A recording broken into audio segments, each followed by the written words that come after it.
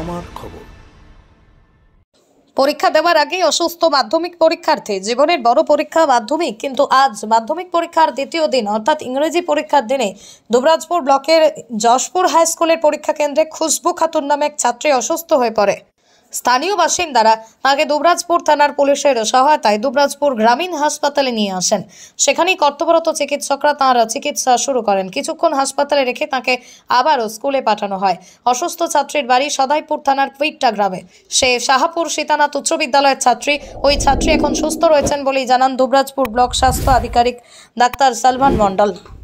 দুবরাজপুর থেকে শেখ অলি মোহাম্মদের রিপোর্ট, আমার খবর বীরভূম।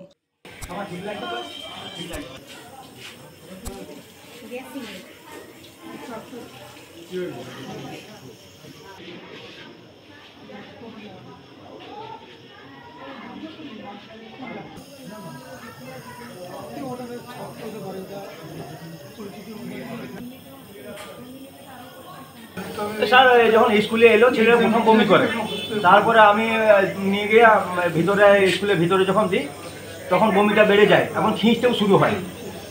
যখন ও জোরে খিঁচতে লাগলো তখন আমি দেখতে পারলাম না, তাড়াতাড়ি কোলে করে তুলে নিয়ে বড়োবাবুর গাড়িতে নিয়ে হসপিটালে নিয়ে চলে এসে তারপরে ডাক্তারবাবু চিকিৎসা করার পরে এখন মোটামুটিভাবে সুস্থ। আচ্ছা, ওর কি নাম? খুশি খুশি খাতুন। আচ্ছা, ওর বাড়ি কোথায়? বাড়ি কুইটা স্যার। কোন স্কুলে পড়াশোনা করতো? Shahpur Sitanath high school. আর সেন্টার কোথায় পড়েছিল? Centre Jashpur high school. আচ্ছা, এখন অবস্থা কীরকম? এখন অনেকটাই ভালো, অনেকটাই ভালো। পরীক্ষা দিতে পারবে? হ্যাঁ স্যার, পরীক্ষা দিতে পারবে।